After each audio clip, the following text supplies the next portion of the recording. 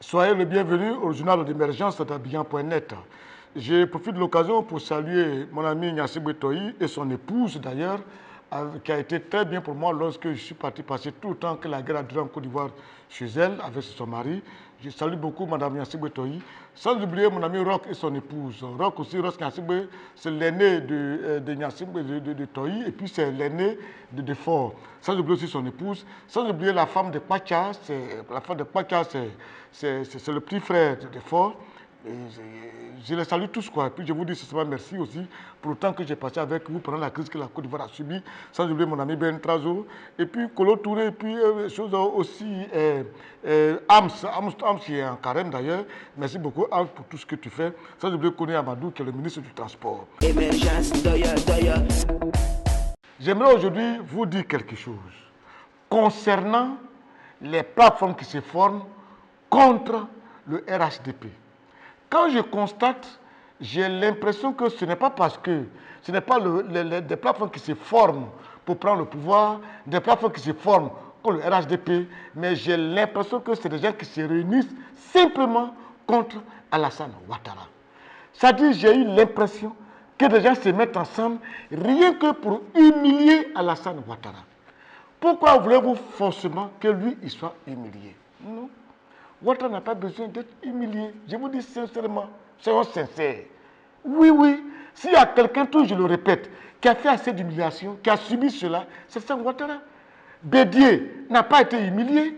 Les personnes qui sont humiliées dans ce pays, il y a Laurent Gbagbo, il y a Alassane Ouattara. Si les deux personnes disent qu'elles ont été humiliées, je suis d'accord, je peux les écouter. Mais Bédié n'a pas été humilié. Je vois des plateformes. Bédié se lève, il s'est croisé Gbagbo Laurent pour que Gbagbo vienne avec lui, rien que pour combattre Alassane Ouattara. Rien que pour l'humilier en fait.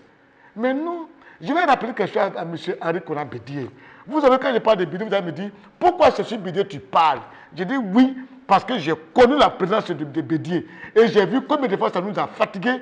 Et j'ai vu la gestion du PLCI de Bédié, la gestion des hommes. C'est pour ça que je vous parle ainsi. Aujourd'hui, Bédié cherche à récupérer Gbagbo. Je vous en prie, laissez Gbagbo tranquille. Laissez Gbagbo, oui, laissez-le tranquille. Les gens du FPI là, ce n'est pas des gens qui sont bêtes. Parce que vous faites là, j'ai l'impression que vous voulez infantiliser les gens. Je vais dire à Bédio, quand vous étiez parti à Marcoussis, ce même Gbagbo était président de la République. C'est toi, Bédié, qui est l'aîné de tout le monde, tu t'es allié à Alassane Ouattara, rien que pour mettre en place une plateforme de fouettistes à Marcoussis pour chasser Gbagbo du pouvoir. Parce que Gbagbo était très content de vous faire rentrer en Côte d'Ivoire. Qu'est-ce que tu as fait? C'est rallier à Ouattara, rien que pour chasser Gbagbo du pouvoir. Tu ne l'as pas fait. Même lorsque la crise a atteint un niveau d'intensité, tu t'es retrouvé à l'hôtel du Golfe avec Alassane Ouattara. Gbagbo t'a interpellé. Un grand frère, il faut quitter l'hôtel du Golfe, viens vers moi, je vais te protéger. Tu as fait? Tu n'as pas fait. Ce n'est pas encore, même toi, ton vice-président Kiaoussou Jano, qui était ministre de la Justice, ce n'est pas lui qui a fait le document pour transférer Gbagbo à la haie. Kiaoussou, c'est qui? C'est ton vice-président du PDCI. Et quand on t'a demandé, tu as dit quoi? Tu as dit que Gbagbo a commis des crimes, il doit être entendu, il doit être jugé et il doit subir la rigueur de la loi. C'est pas toi qui as dit. Aujourd'hui, parce que tu viens venir au pouvoir, c'est ce Gbagbo que tu appelles. Quand Gbagbo vous a appelé, t'a appelé, viens autour de moi pour que je reste au pouvoir. Tu as refusé. Maintenant, tu l'appelles pour que lui, il t'aide à venir au pouvoir. Si ce n'est pas toi, ça s'appelle le PDCI, mais je sais que c'est toi. Parce que je sens ton ombre dans cette affaire-là. Je sens ton ombre. Je vois ton ombre. Pourquoi agir ainsi? Ce n'est pas le même Gbagbo là que Fologo a côtoyé et pour lequel tu as radié Fologo, tu es facile comme Fologo. Pourquoi? Parce qu'il a marché avec Gbagbo Laurent. Ce n'est pas encore le même Alain Kokotré, par exemple, qui a été ministre de Gbagbo. Le fait d'accepter de marcher avec Gbagbo, il a été ministre du Commerce, ce n'est pas le même Alain Kokotré que tu as châtié parce qu'il a marché avec Gbagbo. Jusqu'à Alain était candidat, il a demandé le parrain du PDCI, tu as refusé parce qu'il a marché avec Gbagbo, jusqu'à il est devenu candidat de sénateur indépendant au niveau de Bouaké. Mais pourquoi tu fais ça? Je sais ce que Doucouré Moustapha a subi à cause de Gbagbo. Pourquoi?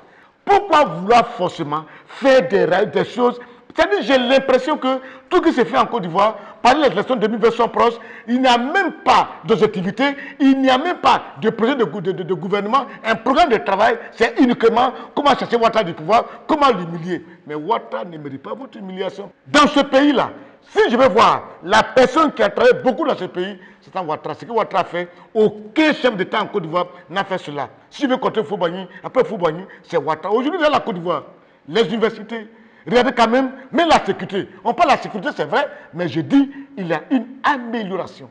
Il y a un minimum du respect des institutions de la République. Et le monsieur travaille la quiétude. On se plaît souvent, oui, les trucs coûtent cher. Oui, ça c'est vrai, quelque chose coûte cher. Mais ça aussi, c'est une réalité. Mais dire que le monsieur ne travaille pas, c'est archi faux. Gbagbo peut ne pas travailler, parce qu'à son temps, il a eu assez de problèmes, il était confronté à la rébellion. Il peut être excusé. Mais toi, Bédier, tu peux être excusé. Tu ne peux pas être excusé. Donc, je vous en prie, quand vous faites un travail, sachez comment faire. Où je suis assis là, je ne vais pas permettre en Côte d'Ivoire, pour les ambitions personnelles, qu'il y ait encore du n'importe quoi sur quelqu'un vraiment qui n'a pas de plan avec quelqu'un. Celui qui estime que Ouattara n'a pas été reconnaissant, qui m'appelle au 01 08 02 30e, il va me dire qui il était avant, et puis Ouattara n'a pas été reconnaissant, et puis qui il est aujourd'hui. Pardon, voilà mon numéro. 01 08 02 31. Celui qui estime que Ouattara n'a pas été reconnaissant, qui m'appelle à ce numéro, il va me dire qui il était avant Ouattara et qui il est devenu maintenant pendant Ouattara, pour que je sache qu'il n'a pas été reconnaissant. Arrêtez ça. Arrêtez ça. Hein. Je tiens à vous dire, tous ceux qui m'écoutent, parce que souvent, aujourd'hui on ne sait pas, il y a une guerre entre les Soro et Alassane Ouattara. Et des gens me demandent très souvent, ils m'appellent, qu'est-ce qui se passe entre Soro et puis Ouattara? Pourquoi est-ce que Soro fait contre Ouattara? Qu'est-ce que Ouattara fait contre Soro? Je vous donne rendez-vous le mardi prochain. Je vais vous dire, j'ai beaucoup hésité, j'ai beaucoup réfléchi, mais je vais vous dire comment le palabre a commencé entre Soro Guillaume et Alassane Ouattara. Et entre les hommes de Soro et les hommes d'Alassane Ouattara. Et comment est-ce que Gon Coulibaly est vu par les gens de Soro? Je vous dis ça le mardi prochain. Je n'ai pas envie de le faire, mais il faut que je vous dise ça de vérité. Le palabre, le premier palabre qui a fait que Soro et Ouattara ne s'attendent plus. Et puis il y a une distanciation. Je vais vous dire, parce que je n'aime pas que dans ce pays, on évolue dans le mensonge. À bon entendeur, à la prochaine.